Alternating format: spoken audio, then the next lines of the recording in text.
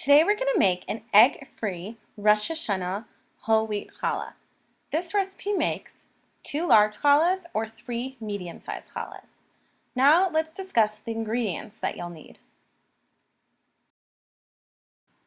You will need a 1/4 cup of bulgur, 1/2 to a 1/4 cup of raisins, 2 tablespoons yeast, 1/2 cup of honey, 1/2 cup of flaxseed meal, 1/3 cup of oil, 2 teaspoons salt, 2 1/2 cups of whole wheat flour, 2 1/2 cups of white flour, and 2 1/4 cups of warm water.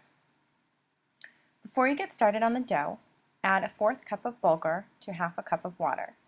You can use either whole grain bulgur or coarsely ground bulgur, either works.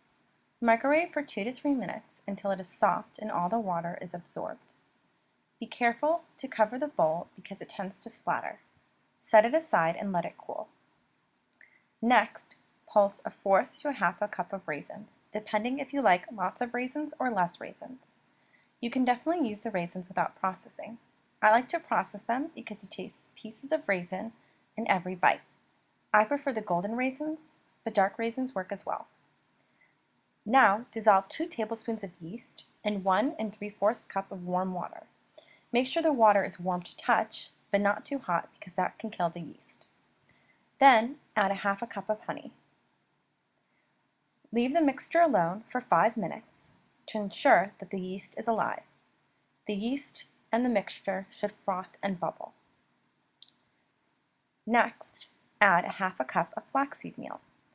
Flaxseed meal is a great egg substitute, and the nuttiness of it goes really well with the whole wheat flour. Finally, add the 2 1/2 cups of whole wheat flour and the 2 1/2 cups of white flour. Also add the cooked bulgur, the 2 teaspoons of salt, and the 1/3 cup of oil. Knead it by hand or in the mixture until the dough is elastic and smooth. Then add the processed raisins and continue to knead until everything is well incorporated. Then transfer the dough to a lightly oiled bowl and rotate the dough so that it is covered all around in oil. Next, cover the bowl with tin foil or plastic wrap and let it sit in a warm place for about an hour or until the dough has doubled in size.